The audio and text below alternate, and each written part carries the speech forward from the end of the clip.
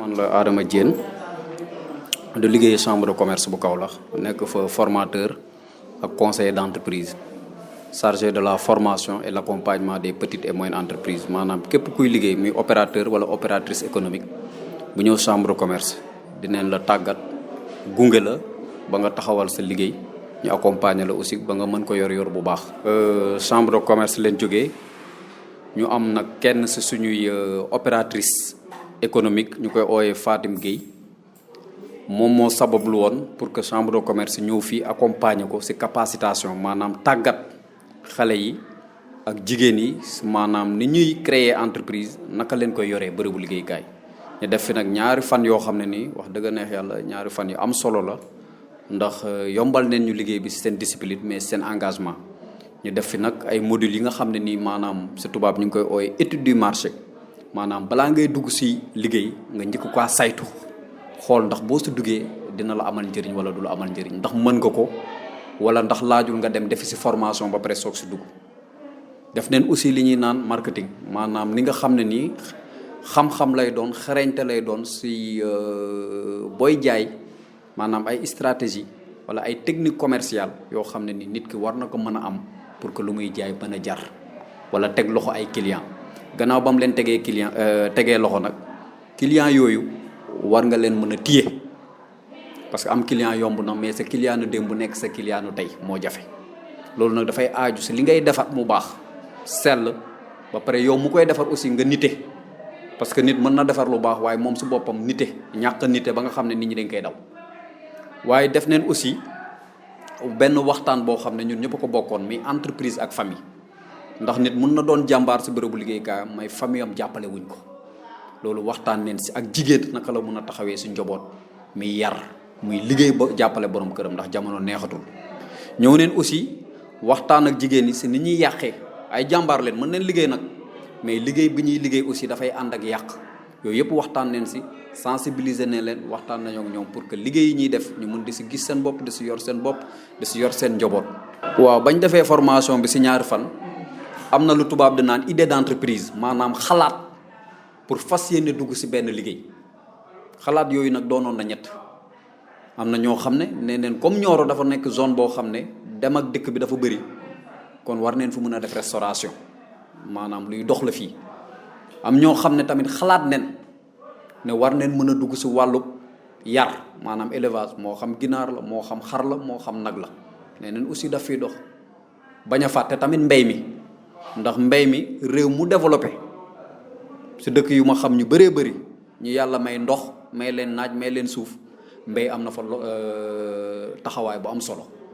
kon ñetti idée d'activité yooyu foog naa ne tey jii ni ku leen doon gunge su yooyu nga leen di gunge su ko defee nga capacité leen gunge leen si wan leen yoon ba ñu mën a yegg fu ñu nga xam ne ni moom la ñu soxla. de métier ak ñi nga xam ne ñëpp ñoo sos lii di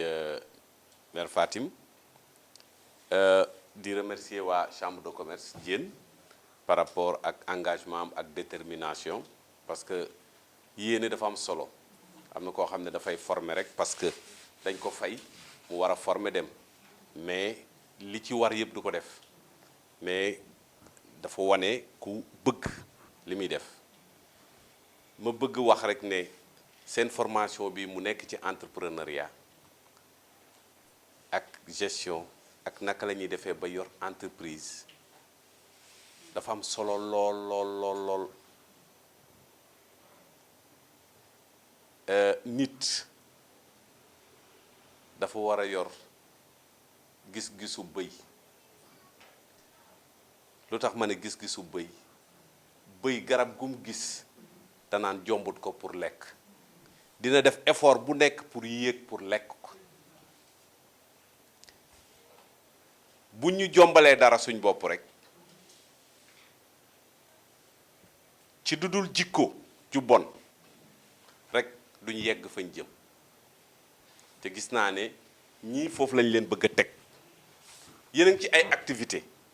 mais activité balaa nga koy tàmbalee da ngay am vision am gis-gis fekk fukki at yii lan laa bëgg a doon ci nga koy waajal nag wuti pexe soo ko deful da nga wut sëriñ ba sonn di nga wut gàllaaj ba sonn di nga wut camp ba sonn mais doo dem fen tourné nag naan dañ ma catu dañ ma xooloon kama waxoon lii kama waxoon lële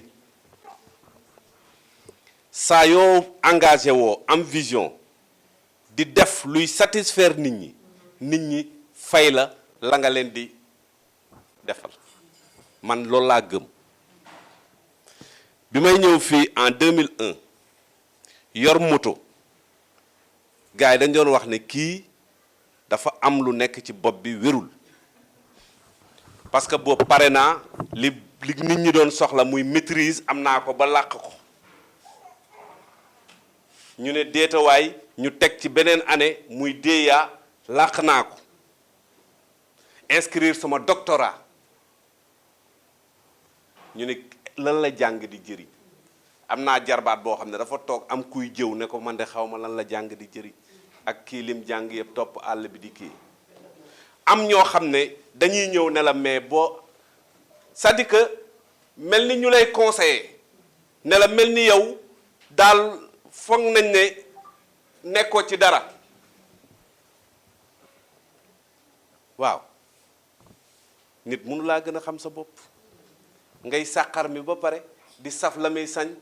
ngay wanaa su muy dem nit romb ne la li ngay sàqar mi neexul nga gëm ko yaa ñàkk fayda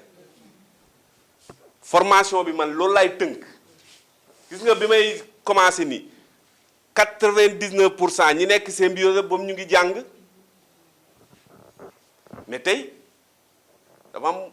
suñ kilifa cheikh dañ daan toog bëgg fajar am na boo xam ne dañ toog ba fajar boobu maa ngi takk soxna bees mu ñëw ne ma mais yow kon tëreegoo ba léegi ma ne ko non dafa am document bu may terminer